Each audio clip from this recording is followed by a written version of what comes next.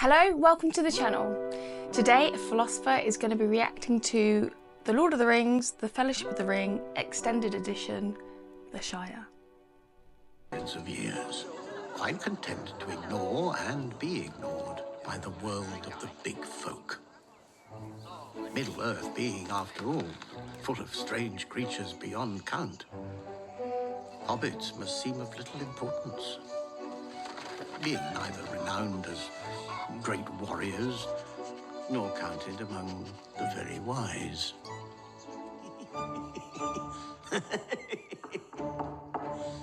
Frodo! Someone at the door. In fact, it has been remarked by some that Hobbits' only real passion is for food. A rather unfair observation, as we have also developed a keen interest in the brewing of ales and the smoking of pipeweed. But where our hearts truly lie is in peace and quiet and good tilled earth. For all hobbits share a love of things that grow. And yes, no doubt to others our ways seem quaint. But today of all days, it is brought home to me. It is no bad thing to celebrate a simple life.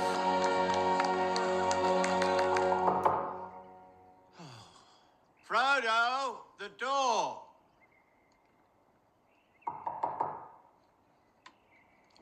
Sticklebats, where is that boy? Frodo!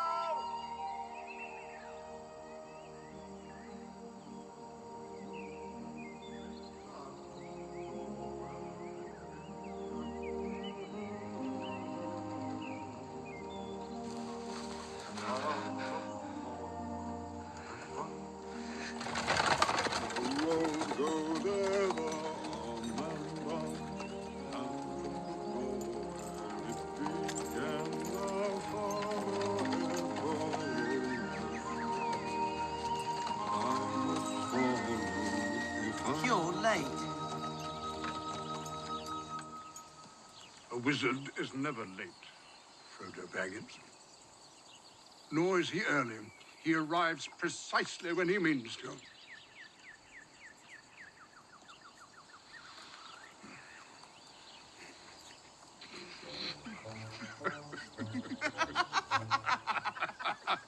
It's wonderful to see you, Gandalf.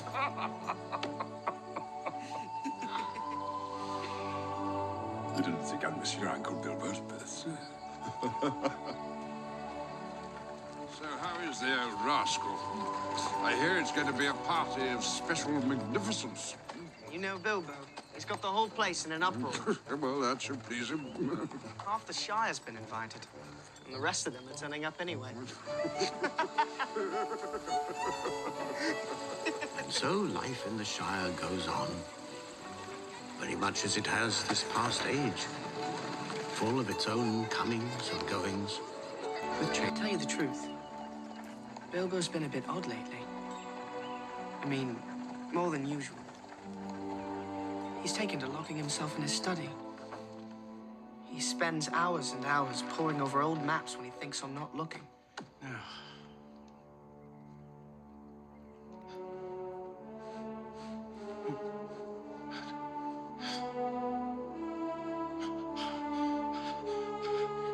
Where's he gone?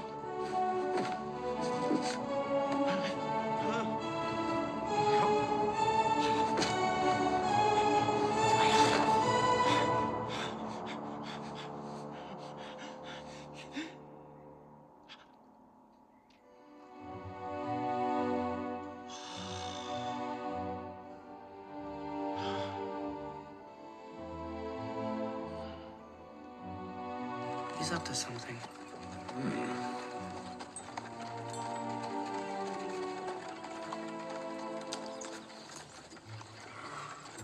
All right, then. Keep your secrets. Good. But I know you have something to do with it. Your gracious man. Before you came along, we Bagginses were very well thought of. Indeed. Never had any adventures or did anything unexpected. If you're referring to the incident with the dragon, I was barely involved. All I did was Give your uncle a little nudge out of the door. Whatever you did, you've been officially labelled a disturber of the peace. Really?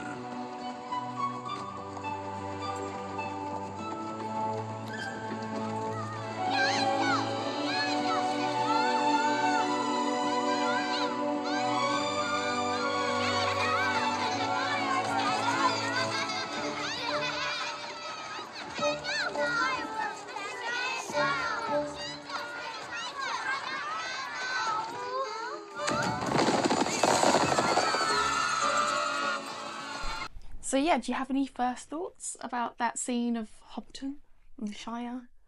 Well, there's a lot going on again, isn't there? So this scene comes after the opening sequence that we looked at straight away, before. yeah. And obviously the first thing to remark upon is the huge contrast. Because we go from those opening moments, which are dark and metaphysical and strange and mythological, with voiceovers and somewhat epic scale, into the light, really, and not just into the light, but into I mean, familiar would be the wrong word because it's a very peculiar world in some ways, but we're going into something more domestic and familiar in that sense. So I think that's the first and most obvious thing to say, that this is a world of contrasts that we're moving into.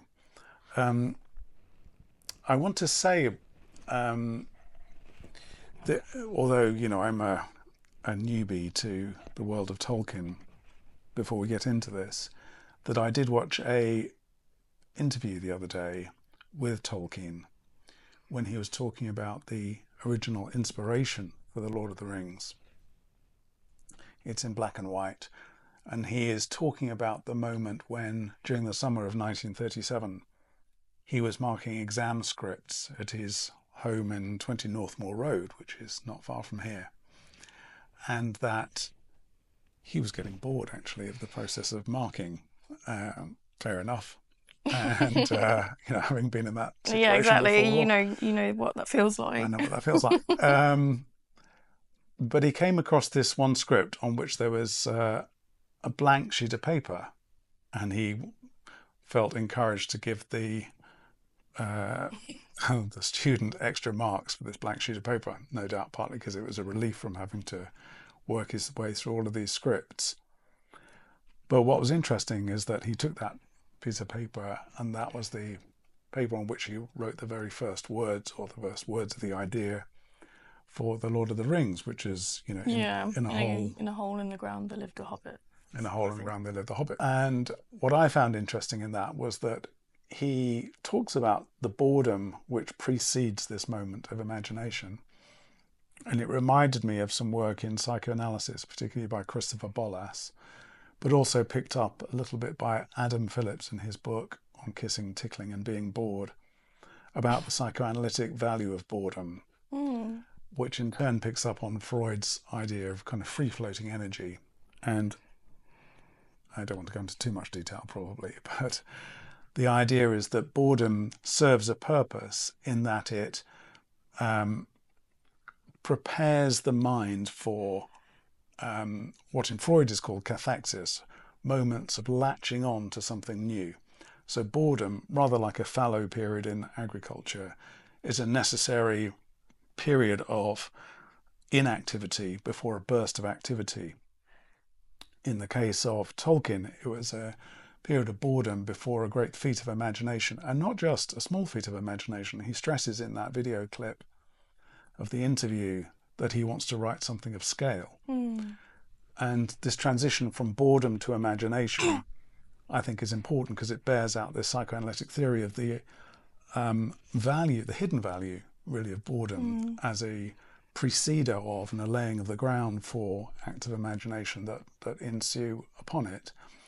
And it made me want to propose the idea that the opposite of boredom is imagination, and vice versa. Imagination is the opposite of boredom. And whatever else is going on in The Lord of the Rings, we see straight away a feat of imagination at this juncture between the dark world of the opening credits and this opening out into a world of summertime. seems to speak to this idea of, imagined worlds. The first one, a kind of somewhat Gothic world, and the second one, which we'll talk about in a bit more detail, is something very different, saturated with English summer sunlight and so on. But it seems, that shift from boredom to imagination in Tolkien's mind was central to the act of creation here. Is that similar to when people go for a run and they say they have their best ideas when they're out running because they're just not doing anything apart from just running? Yes, I think it probably is. I think possibly there's a slight difference because often boredom is accompanied by a sense of restlessness or irritation, as if the mind is now getting ready for an act of creation. Whereas I think those descriptions of people out running and so on, they seem to enter a slightly more meditative state. So I think it's connected. Yeah. And it's a mind clearing exercise. It seems to me boredom is a slightly different entry point into imagination because it has that. It does have those elements of irritation or frustration which accompany it. But I think they're very connected. Yeah, Hobbiton is very peaceful and green and very English summertime. Definitely not English winter. No, it is perfect. And I think, one of the few things I'm learning about Tolkien, as I'm still very new to all of this, is obviously he was a professor of English literature and he would have been very familiar with the Old English, with the Old English and Middle English tradition.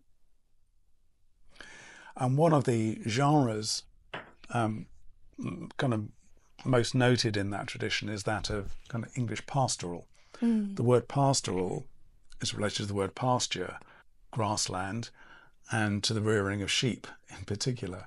And pastoral in English literature is perhaps best manifested by the text Piers Plowman, which is the story of an ordinary man who kind of falls asleep and has a dream and so on. But it opens with a scene of, as it were, merry England and an idealization of people, at work and play. You see kind of both of those things. Yeah, because you saw people working as well. Working, but happily working. Yeah. And there's a sense of harmony in that. I think it's worth saying, and maybe this is too much detail, but that tradition of English pastoral, though medieval, does have its roots, firstly, back through classical literature, particularly that of Virgil and his eclogues, which were scenes of somewhat idealized pastoral life, and in turn linked a little bit to Virgil, but also preceding Virgil, is a particularly Christian idea of pastoral life. And we have the word pastor or pastor in English to represent people in the Christian tradition, picking up on the idea of the Lord is my shepherd, and Christ and the priest who follow in his wake being people who look after their flock and their fold. So there's all sorts of allusions there, which I'm sure Tolkien would have been aware of, and even if he wasn't, that scene of the Shire seems to evoke that. And the deeper meaning there is that happiness is a way of manifesting spiritual contentment as well as material contentment. So this is a village at ease with itself.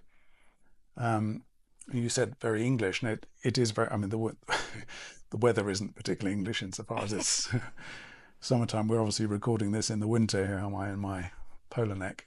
But the Shire, I think, is a particularly English word, isn't it? And suggests a community, non-urban community.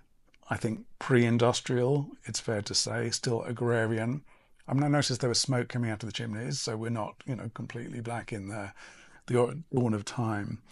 Although the dating of this scene is interesting, because when we have the entry in the diary, which Bilbo makes, he does very carefully put a date on this moment in time. And although on the one hand it seems to evoke, I think he says 1400, doesn't he? It seems to evoke English medievalism. I think we're also given to understand he's operating on a different calendar under Hobbiton time, the time zone that they're in. It's not GMT. So it's interesting in that it's both so blatantly rooted in English pastoral medieval tradition on the one hand, and at the same time seems to continue an idea of an imaginary alternative other time. And of course the hobbits as such are sort of similar. They seem to evoke, in English typology and physiognomy in all sorts of ways, and the village seems particularly, let's say, post-Anglo-Saxon, pre-industrial. And at the same time, this is a race of people who are clearly not 100% humanoid, or perhaps they're humanoid, but they're not completely human because they have particular characteristics which separate them from human beings. So the dating, I think, is interesting in speaking to both things, a kind of historical English medievalism and a fictional medievalism which operates on its own time, just as the lore, the myth, the legend has its own set of rules and so on. Yeah. I really like the line that Bilbo said, it's no bad thing to celebrate a simple life. Yeah, it's no bad thing to celebrate a simple life. And that, again, evokes the ideal of pastoral living, that this is, these are virtues of simplicity. And to that extent, there's a sort of a hint at,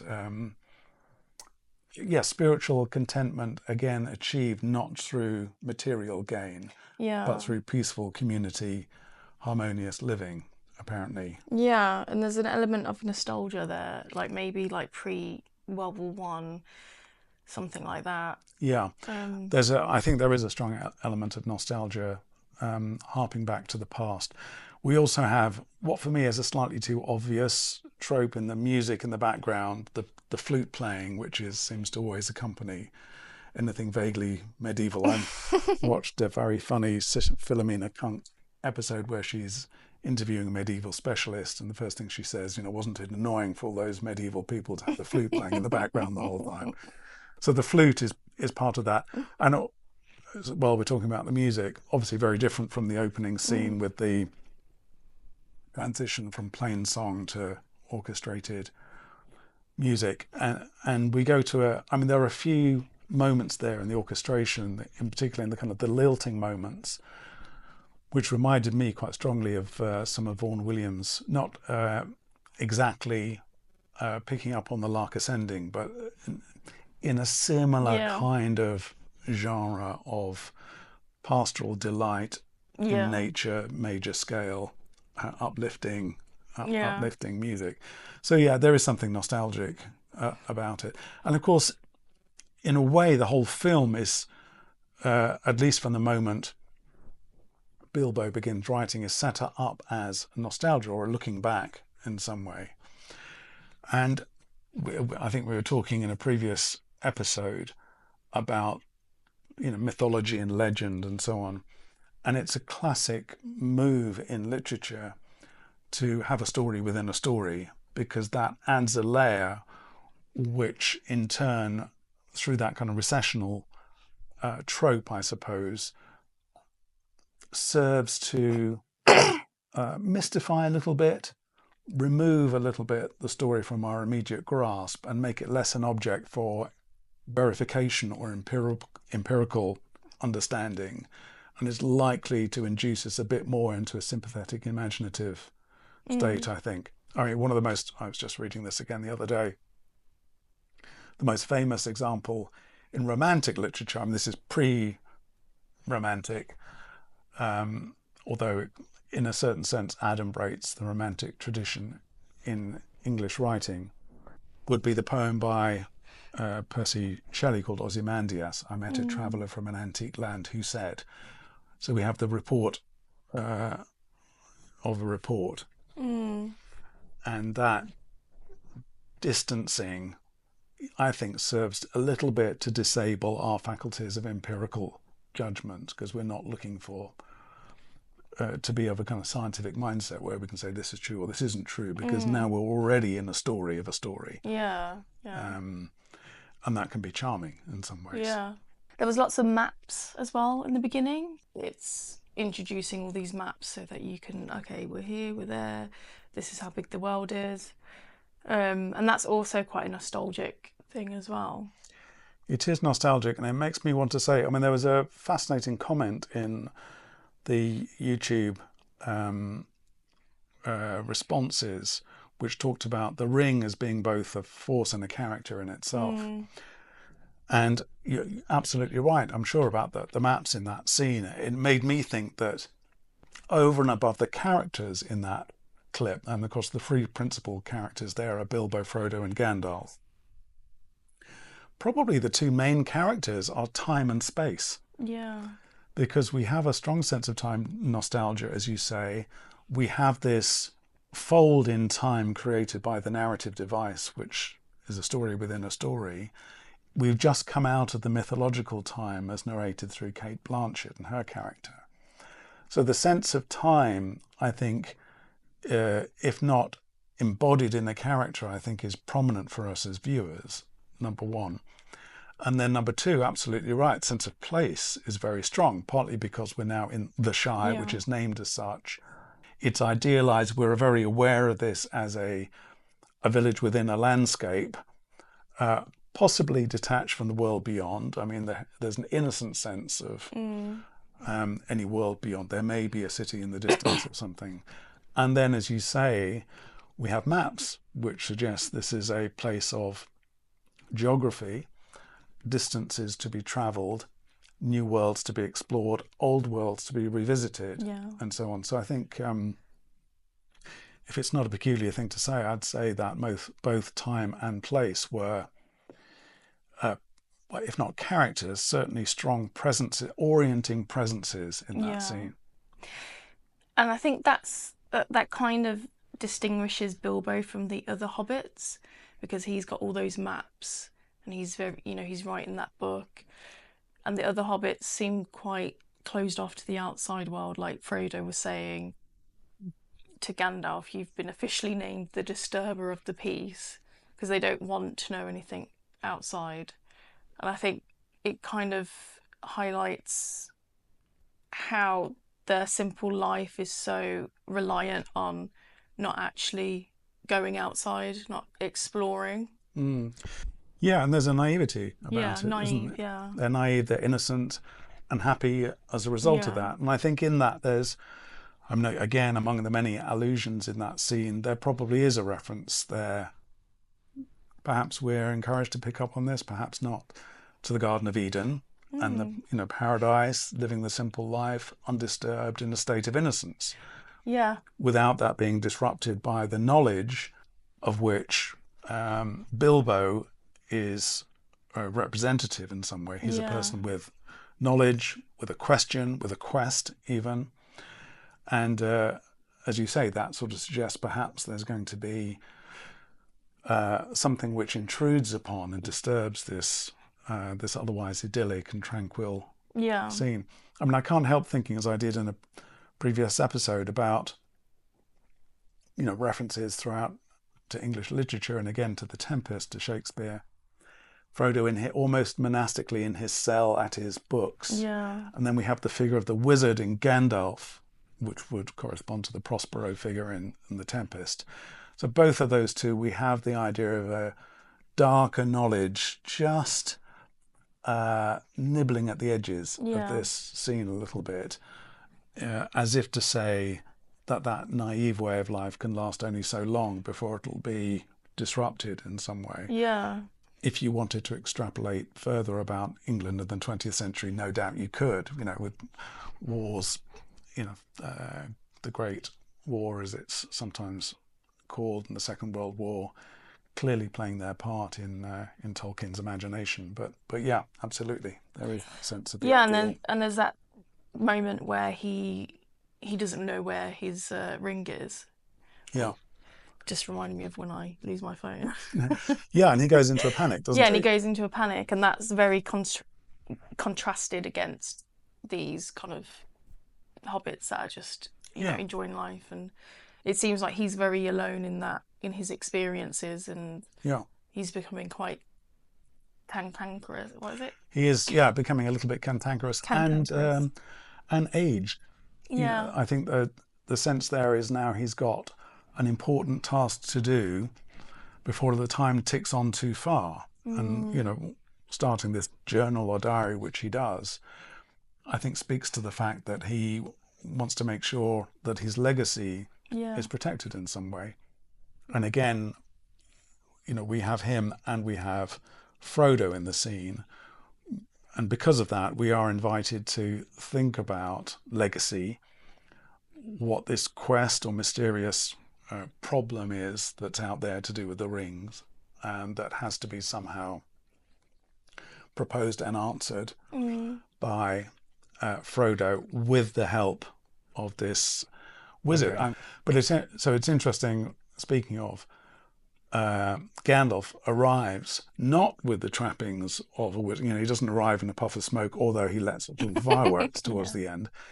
He's arriving in a kind of anti-magical fashion on a pony and trap, just wandering around in daylight with a rather with his pipe, very domestic, and his cape and his hat, which look like something out of a costume shop. They're not particularly suggestive of great powers, although clearly he has him. So it's quite cute, I suppose, that we have this contrast between the magic and the undermining of the mystery of the magic, or the demystification of the mystery, through this very bucolic presentation of him almost as an itinerant peddler, or someone who could be turning up collecting iron from the people of the village. Yeah, with his fireworks. Yeah, exactly. But the word in the title, so the Fellowship of the Ring, the fellowship, is that to do with Oxford? Because I know, like in Oxford, don't they have loads of fellowships and... Yeah, so Tolkien himself would have been a fellow before of Exeter College, as well as a professor of English literature. And in fact, I think we're going to show, aren't we, a photograph of us outside Exeter College, where he was a fellow. So when you are part of an Oxford college, you join a fellowship. And the part of the point of the fellowship is that it is egalitarian.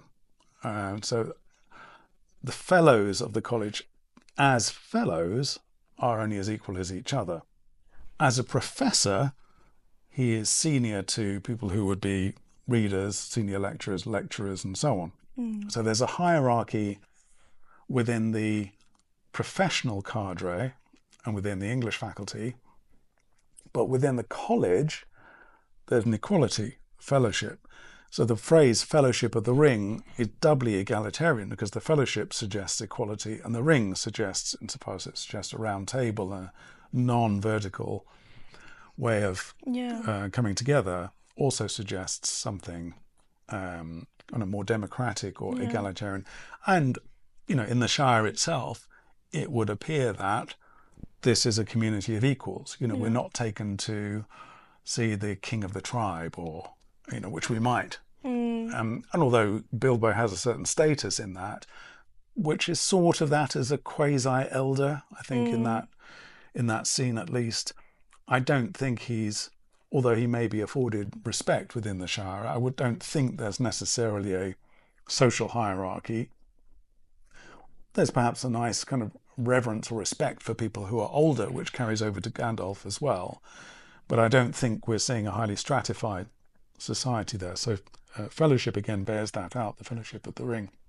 Okay. The hobbits, they live underground, like they live in the hills. Is there any philosophy behind that, of people kind of burying in or being like solidifying themselves as part of the landscape?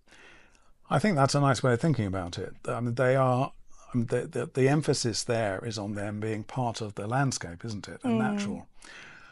But we also have this notion of Middle Earth, and I find that interesting, because the question for me then becomes, where is Middle Earth? What's it between?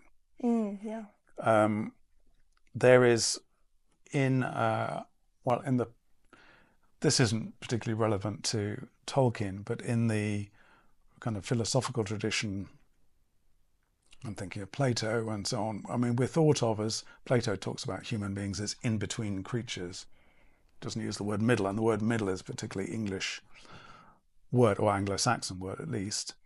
So we're between God and the world of animals, the world of the earth, and so on.